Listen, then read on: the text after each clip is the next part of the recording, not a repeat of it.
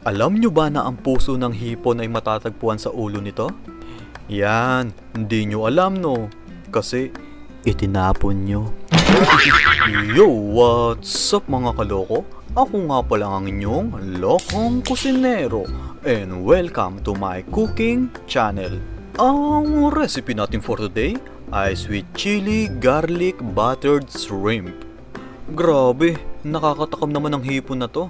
Ready na ba kayong magluto ng masarap at nakakatakam na hipon?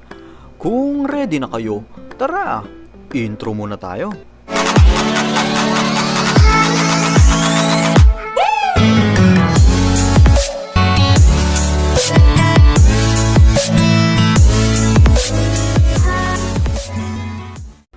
Kung bago ka sa channel ko, please click the subscribe button and the notification bell icon para ma-update kayo sa susunod nating mga video. Sarap, tamis. Oh yes. Gagamit tayo ng kalahating kilo ng hipon. Guys, ituturo ko sa inyo kung paano linisin ito. Una, tanggalin muna natin ang sungay nito para hindi nakakatusok.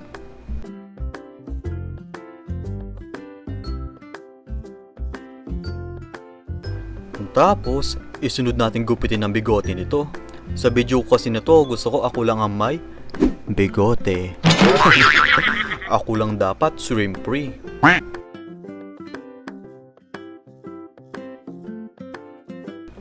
And then, i-devein natin ang hipon. So, hahawin ko lang konti ang shell nito. At, ikat ko lang ito ng mababaw. Tutusukin natin to ng toothpick o kahit anong matulis na bagay at hihilahin natin to ng dahan-dahan. So, hetong nakikita nyong maitim na hibla, ito yung digestive tract ng hipon. Wow! Gagamit din tayo ng 2 tablespoons of butter, 325 ml of Sprite or 7-Up, pwede din naman, 6 cloves of garlic minced, 1 piece onion minced,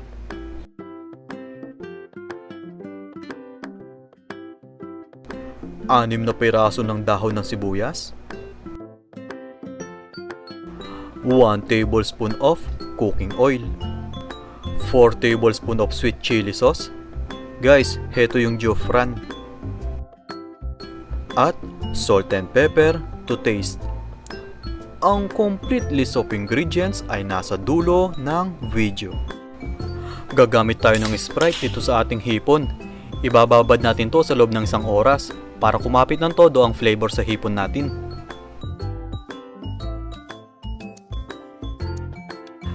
Tapos, yung pinagbabaran, gagamitin natin mamaya sa ating sauce, kaya huwag nyo itong itatapon.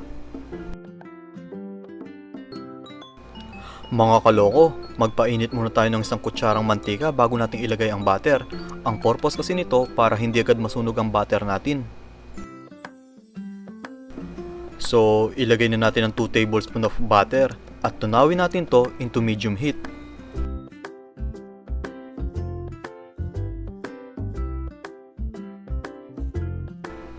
Tapos, igisa na natin ang bawang. Simutin natin mabuti guys dahil mahal ang mga ingredients ngayon para walang sayang. Halu-haluin lang natin hanggang sa medyo mag-color brown ito. Isunod natin igisa ang sibuyas. Grabe guys, nakakagutom ang amoy. Ang bango talaga ng butter at bawang habang ikinigisa. Naamoy nyo rin ba guys? Alam ko na amoy mo. Yung katabi mo, amoy bawang. Kung napangiti kita kahit konti, paklik ang subscribe button para lagi kita mapangiti kahit hindi kinikiliti. Ay, tiki. Ilagay ko na nga ang hipon, ang daldal ko. So, haluin muna natin to para kumapit ang mga ingredients natin sa hipon. Guys, mabilis lang maluto to, kaya lulutuin natin to sa loob ng 3 to 4 minutes into medium heat. Mga kaloko, huwag nyong i-overcook ang hipon para hindi kumunat. Hintayin lang natin to mag-orange ang isang side bago natin baligtarin.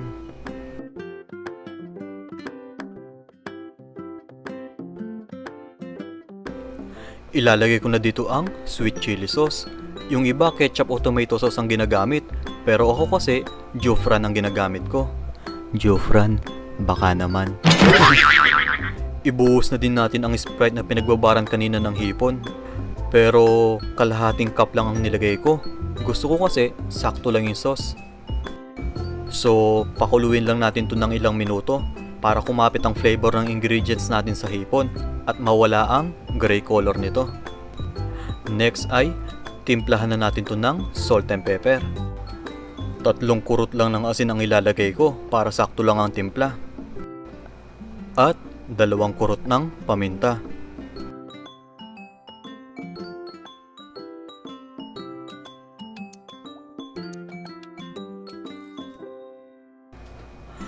Guys, kunin muna natin ang mga hipon para hindi ma-overcook. Ang target kasi natin maging thick ang sauce nito.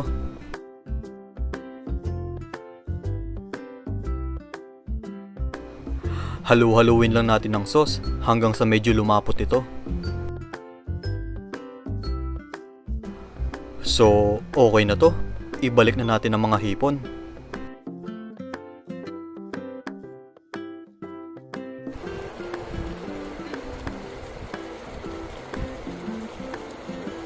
Grabe, nakakatakam naman to. Bubudburan ko ito ng dahon ng sibuyas para mas lalo kayong matakam. Luto na to guys. I-serve na natin to para makakain na tayo. Mga kaloko, ibuhos na natin ang sauce sa ating hipon. Masarap ang sauce na to dahil manamis-namis at may konting anghang. Pwede din kayong mag-add ng sili, depende sa anghang na gusto nyo. Pero ako kasi, kontento na ako sa'yo. Tara, Shopee. Shapiling ko. Heto na ang ating sweet chili garlic buttered shrimp. Kung may natutunan ka sa recipe na to, paklik naman ang subscribe button para ma-update kayo sa next video natin. Marami pa akong ituturong recipe sa inyo, kaya stay tuned. Try nyo din tong recipe na to guys, talagang sobrang sarap nito. Madali lang lutuin at siguradong magugustuhan to ng family mo. Bago ko tapusin to, shoutout muna tayo. Shoutout po kay JD7Z. Sabi niya, nice. Pwede din i-grill yung pork para may smoky flavor. Kuya, pa-shoutout. At sabi din niya, buttered shrimp with salted egg or crab in sweet chili sauce please. Hehe, magaling magluto ng seafood ang mga Kapampangan. Heto na po ang request nyo. Kaso, buttered shrimp lang po ang nakayanan ko. Pero ipapakita ko po sa inyo kung gaano po kasarap at nakakatakam itong niluto ko.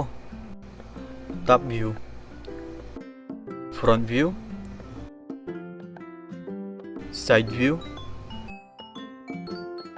all for you.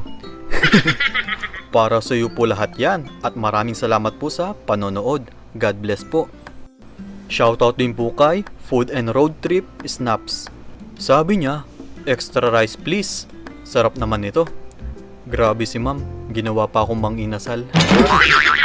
Guys, napanood kasi niya yung pork chop with creamy mushroom sauce. Sa sobrang sarap nun, mapapa-extra rice ka talaga. Kaya kung di nyo pa napanood yun, nasa upper right corner yung link. Maraming salamat po sa inyong panonood. God bless po. Last na po ito. Shoutout din po kay Piljan Halili. Sabi niya, akala ko para malaman mo kung mainit ng mantika, hawakan mo, sarap, tamis.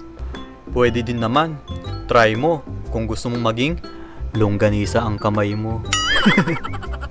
Mga kids, huwag niyong gagayahin si Piljan ha. Tanging mga eksperto lang ang nakakagawa ng sinasabi niya. Ako kasi, hindi ko rin kaya. Maraming salamat po sa panonood. Ingat kayo dyan and God bless. Thank you po sa inyong lahat. God bless and keep safe. Mga kaloko, heto na ang complete list of ingredients ng ating sweet chili garlic buttered shrimp. Bye-bye. Bye-bye.